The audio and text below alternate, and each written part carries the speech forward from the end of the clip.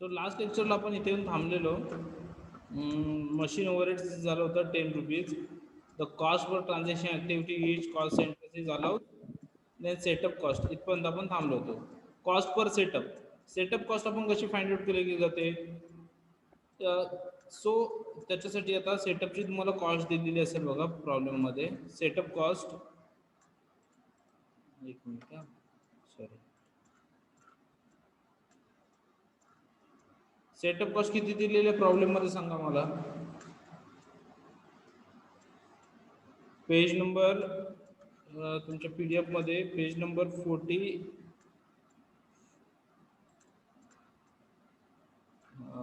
39 काढा, page number 39. इथं setup cost दिलेली आहे बघा तुम्हाला.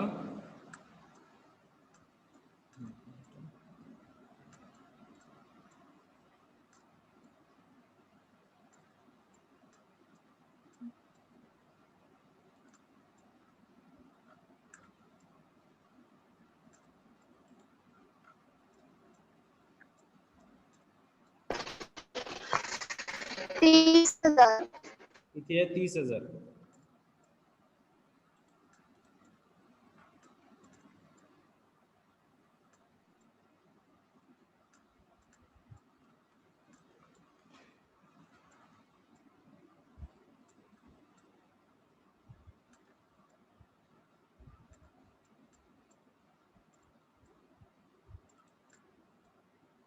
सेटअप कॉस्ट 30,000 इथे दिलेली आहे तुम्हाला.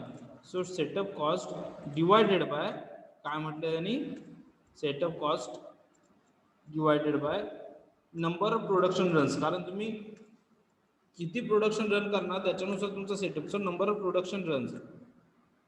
नंबर ऑफ प्रोडक्शन रन इथे तुम्हाला दिसते. नंबर ऑफ प्रोडक्शन रन्स किती आहे टोटल, ही लाईन बघा. Number of production runs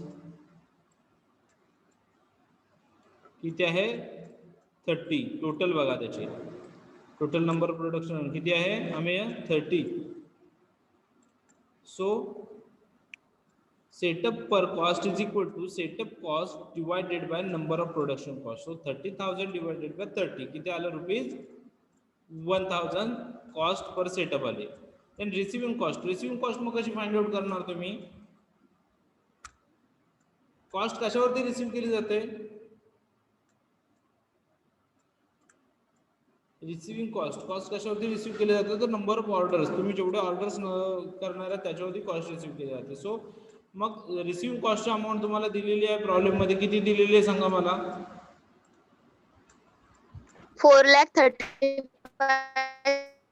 4,35,000. आणि नंबर ऑफ ऑर्डर्स आता बघा प्रॉब्लेममध्ये गेल्याच्यानंतर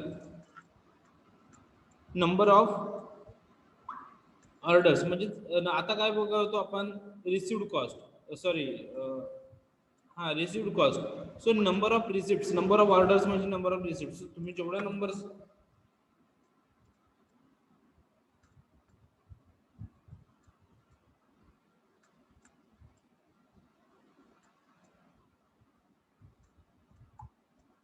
सो नंबर ऑफ रिसिप्ट्स म्हणजे तुमचे नंबर ऑफ ऑर्डर्स, की जेवढा ऑर्डर देणार त्याचे तुम्हाला रिसिप्ट्स असणार. सो नंबर ऑफ रिसिप्ट्स किती आहे total 270.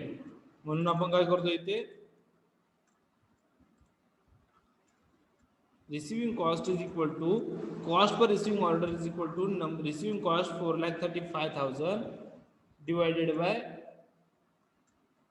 Number of orders 270. So cost per receiving order किती मिळाली 1,611. देन आता पॅकिंग कॉस्ट किती दिलेली बघा. पॅकिंग कॉस्ट किती आहे 2,50,000 डिवायडेड बाय. मग आता मला सांगा last पेजला divided by.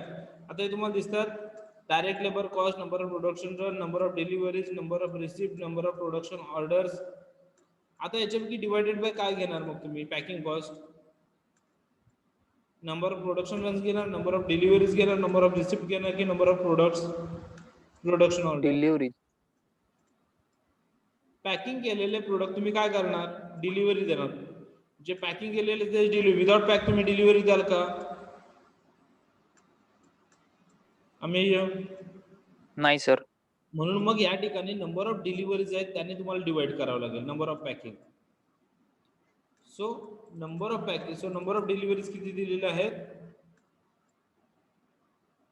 Number of deliveries total 32. So इथे तुमचं packing cost per packing order is equal packing cost divided by number of orders. So 2,50,000 divided by 32. So cost per packing order मिळाली 7,812. Then engineering. आता engineering cost किती दिली आहे तुम्हाला? Engineering 3,73,000. Engineering cost divided by काय येईल मग आता सांगा मला?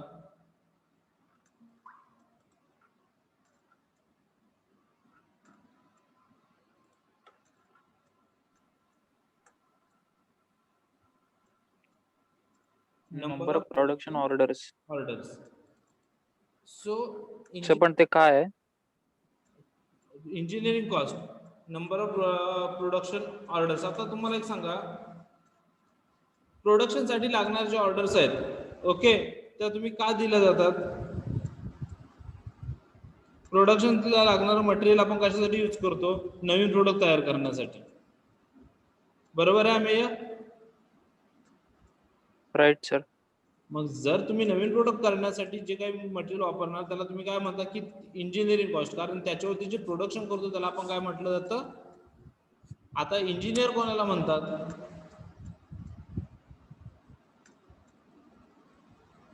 इंजिनियर कोणाला म्हणतात? जे प्रोसिजर करतात, जे प्रोसेस करतात. मग तुमच्या प्रोडक्शन वरती प्रोसेस करणारे जे आहेत ते कोणत्या बेसवरती प्रोसेस करणार आहेत? तर तुमच्याकडे प्रोडक्शन ऑर्डर्स किती आहेत त्याच्यावरती प्रोसेस करणार आहेत. म्हणून engineering cost divided by number of production order. तुम्ही किती ऑर्डरचे प्रोडक्शन करणार आहात? सो इंजिनिअरिंग कॉस्ट किती होती आपली? 3,73,000 डिवायडेड बाय 50 म्हणजे 7,460. सो हा आपला पार्ट राहिला होता या प्रॉब्लेमला, बाकीचा आपण एक्सप्लेन केला होता सगळं. बरोबर आहे ना मी? हा सर. आता ते टेबल. ओके. सो त्याच्यानंतर आता इथे डायरेक्ट लेबर 8, 12, 6 हे तुम्हाला दिलेले आहेत. डायरेक्ट मटेरियल हा जो प्रॉब्लेम मध्ये दिलेला आहे 25, 20, 11. Then machine overheads. Machine overheads जे आहेत ते आय थिंक आपण फाइंड आउट केलेले आहेत. Right sir.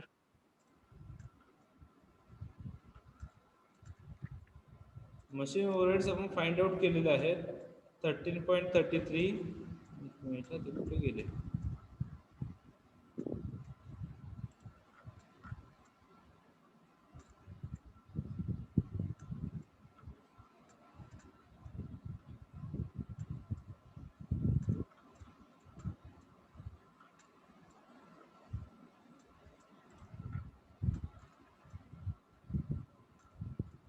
सर आता जे आपण वर्किंग नोट बघितली त्याच्यामध्येच 1 नंबरला होतं ते. Machine overheads rate per 7 lakh. आता इथे 10 कसं आपण कॅल्क्युलेट केले? Sense of machine overheads rate per hours 7,60,000 divided by 76,000 hours आले. मग आता आपल्याला इथे find out machine overheads find out करायचे आहेत पर रेट. सो एचं आपल्याला फाइंड आउट करायचं झालं तर कसं करणार आपण? Machine overheads rate per ours ए लिमिटेड. ए लिमिटेड किती आहे बघा प्रोडक्ट एचा?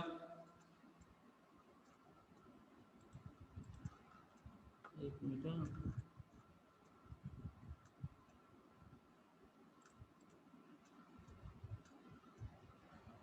7,60,000 डिवायडेड बाय काय केलं त्याने? 76,000.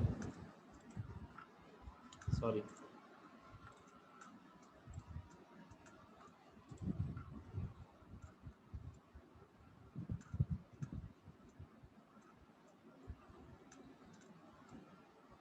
हा जे 10 आलेलं आहे ना आपलं, आम्ही ते कसं फाइंड आउट केले बघा? 10 आले तुमचं मशीन ओव्हरहेड्स पर अर्स ₹10 आले. आता 10 ने काय करायचं आपल्याला? तर याच्यामध्ये दिलेले जे आहे बघा इकडे मशीन मशीन हर्स त्याला मल्टिप्लाय करायचं. So 1.1 divided by 3 म्हणजे किती झालं 0.33 ना. So 1.33 into 10 13.3 समजलं. हो sir. Machine rate per hour आला ₹10 इंटू मशीन आवर्स येईल. मग ए लिमिटेडचा मशीन आवर्स किती दिलेले आहेत 1 and 1/3. सो त्याच्यामुळे 1.033 into 10 is equal to 1.33 into 10 is equal to 13.33. Then next 1 B चे किती दिलेलं मशीन आवर्स 1. सो 1 इंटू 10 आणि सी चे किती दिलेलं machine hour 2. So 2 into 10 20. Then next setup cost तुम्हाला पर आवर किती काढलेले आपण setup cost per order cost per setup ₹1000. Cost per setup किती आहे ₹1000. मग cost per setup ₹1000 into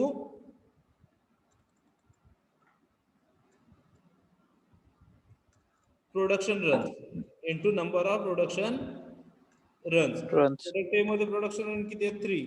so 3 into 1000. त्याच्यानंतर त्यांनी काय म्हटलं फॉर्म्युला मध्ये डिवायडेड बाय 30,000. 30,000 काय होतं आपण काढलेला setup cost. So divided by 30,000.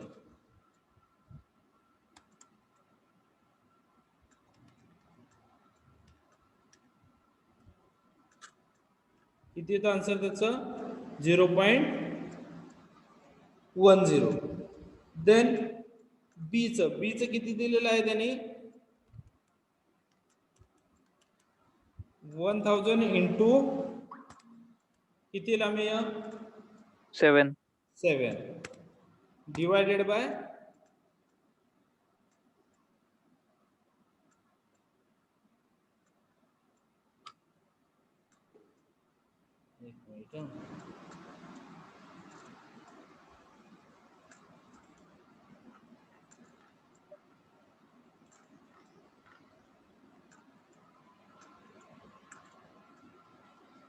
ते production divided by production and sales दिलेलं आहे युनिट्स मध्ये. हे आपण जे डिवाइड घेतलेलं आहे ना प्रोडक्शन युनिट्स तुम्हाला प्रॉब्लेम मध्ये दिलेले बघा. प्रोडक्शन रन नाही येते 30,000 येते प्रोडक्शन अँड युनिट सेल्स आहेत बघा. सो ए चे दिलेले होते 30,000 म्हणून आपण घेतलं 1000 इंटू 3 डिवायडेड बाय 30,000. बी चे किती दिलेले आहेत 20,000 म्हणून 1000 इंटू 7 डिवायडेड बाय 20,000. आन्सर येतं 0.35. बरोबर आहे. Then C product C 1000 into setup cost किती दिलेली आहे पर युनिट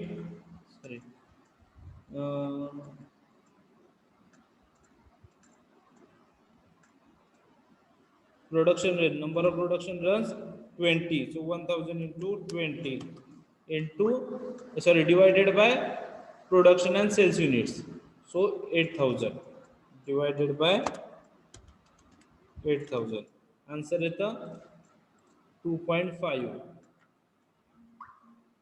So 2.50. Okay. त्याच्यानंतर रिसिविंग कॉस्ट कशी येईल. सो 1611 आपण इथे फाइंड आउट केले बघा. रिसिविंग कॉस्ट 1611 डिवायडेड बाय आपण काय केलं होतं नंबर ऑफ ऑर्डर्स म्हणजे नंबर ऑफ रिसिव्ह्ज. सो त्याने मल्टिप्लाय करायचं त्याला नंबर ऑफ रिसिव्ह्ज किती रिसिप्ट्स किती आहेत 15. सो 1600 किती आलं होतं ते 1611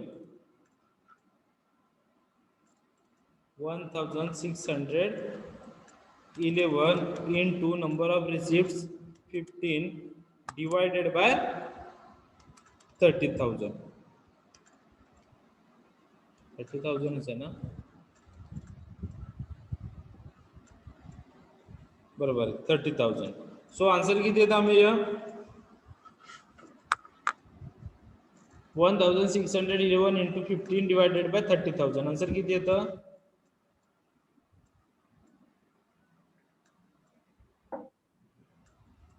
0.8055. म्हणून आपण त्याला काय केलं 0.81 घेतलंय. देन 1611 B चं इंटू नंबर ऑफ रिसिप्ट्स. बी चे नंबर ऑफ रिसिप्ट्स किती आहेत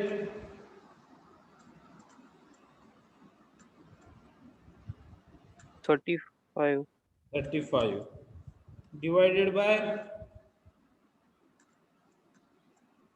number of units 20,000. 20,000. So it is equal to 2.81925 म्हणजेच 2.82 घेऊयात आपण तिथे.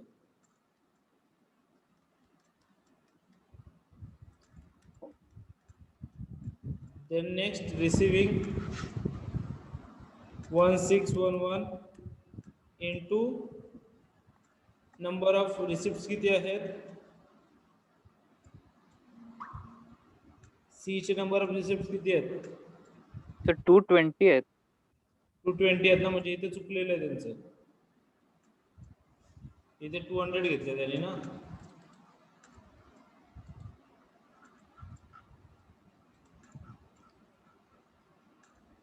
नंबर ऑफ रिसिप्ट्स 220 आहे, तिथे चुकलेलं आहे त्यांचं, प्रिंटिंग मिस्टेक आहे. 220 डिवायडेड बाय 8,000. सो आन्सर येतं 44.30. म्हणजे त्यांनी आन्सर बरोबर घेतलंय, फक्त त्यांनी तिथे जे नंबर ऑफ रिसिप्ट्स आहेत त्याची हे क्वांटिटी हे केलंय, चुकवले. 220 आहे ते 200 नाही आहे. देन पॅकिंग, सेम पॅकिंगचं सुद्धा किती काढलेलं आपण इथे, cost per packing order per order 7,820. and number of orders, number of deliveries 9 into 9 divided by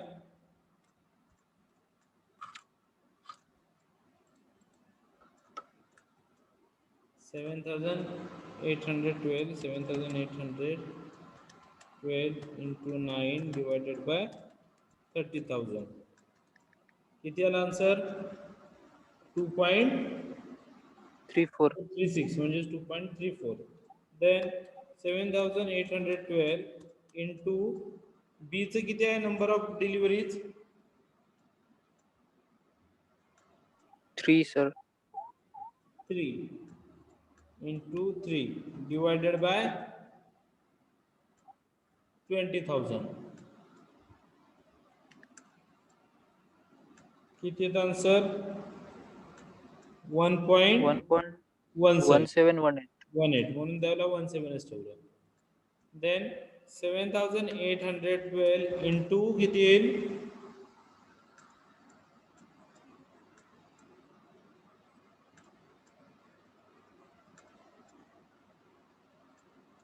into किती येईल नंबर ऑफ डिलिव्हरीज सी प्रोडक्टचे 20 divided by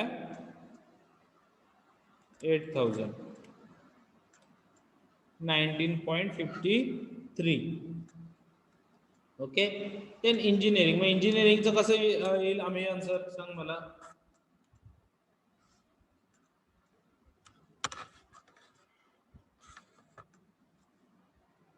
7,460 जे आपण फाइंड आउट केले. 7,460 into number of production order किती ए ला 15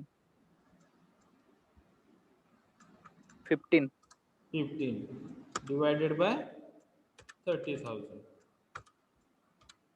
So 3.73.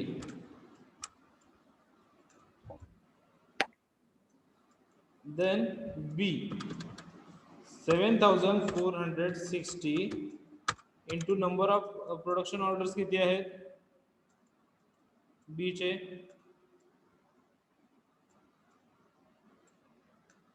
10. 10 divided by 20,000 3.73 then 7460 into C चे production orders number of production orders 25. 25 divided by 8,000. 23.3125 म्हणून आपण 3 वन्स घेतले 23.31 ओके आता आपण काय केलं की या प्रत्येकाचं पर प्रोडक्ट कॉस्ट काढली आता आपल्याला काय टोटल मॅन्युफॅक्चरिंग कॉस्ट आपल्याला काढायची म्हणजे मग ए प्रोडक्टची टोटल मॅन्युफॅक्चरिंग कॉस्ट किती असेल बी प्रोडक्टची किती असेल सी जसं ऍक्टिव्हिटी बेस्ड कॉस्टिंगला आपण आतापर्यंत करत आलो सेम त्याच पद्धतीने मग काय होईल ए ची कशी फाइंड आउट करणार या सगळ्याची टोटल 8 प्लस 25 प्लस 13.33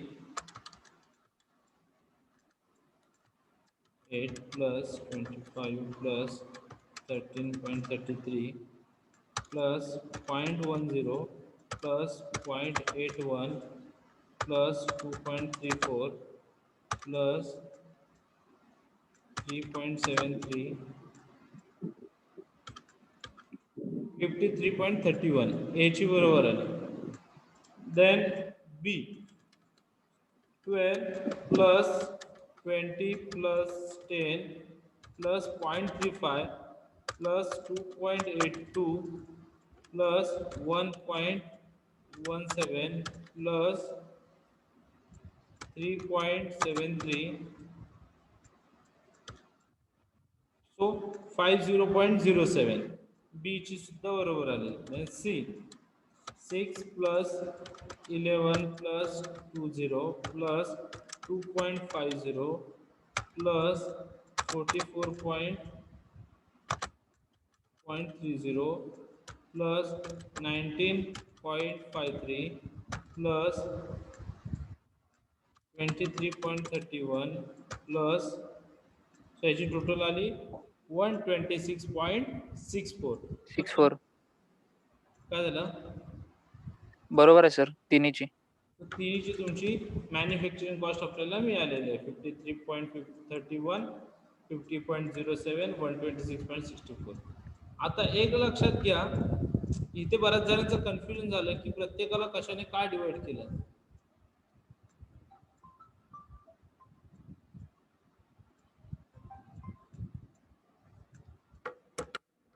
सो प्रत्येकाचं काय आहे सो प्रत्येकाला त्याने काय कशाने सपोज सेटअप कॉस्ट आहे सेटअप कॉस्टला आपण प्रोडक्शन रन्सने काय डिवाइड केलं सांग मला मी याचं रिझन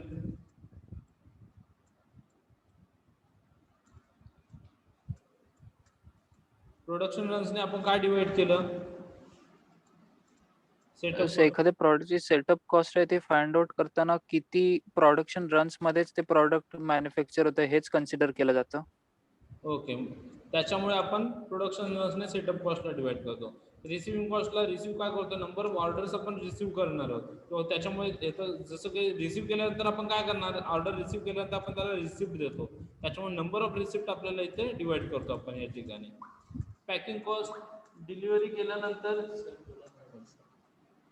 डिलिव्हरी केल्याच्या नंतरच आपण काय करतो की सॉरी पॅकिंग केल्याच्या नंतरच आपण प्रोडक्टची डिलिव्हरी करतो तेव्हा पॅकिंग कॉस्ट सोबत आपण काय करणार डिलिव्हरी कॉस्टला डिवाइड करणार आणि इंजिनिअरिंग कॉस्ट हे मगाशी मी एक्सप्लेन केलं तेव्हा प्रत्येक आणि ज्याने तुम्ही डिवाइड करणार आहात सो ऍक्टिव्हिटी बेस्ड कॉस्टिंग काढताना नंतर मग तुम्हाला काय यायचं पर प्रोडक्ट वाईज ज्या दिलेली ऍक्टिव्हिटीज त्यानेच ह्याला जे तुम्ही पर ऑर्डर कॉस्ट काढलेली आहे त्या कॉस्टला तुम्हाला इथे नंबर ऑफ ऑर्डर प्रत्येक युनिटच्या वेगवेगळ्या दिलेल्या आहेत प्रोडक्टच्या सो प्रत्येक प्रोडक्टच्या ऑर्डरने त्याला काय करायचं आहे मल्टिप्लाय करायचं आहे ओके समजलं सगळ्यांना अमेय हो सर.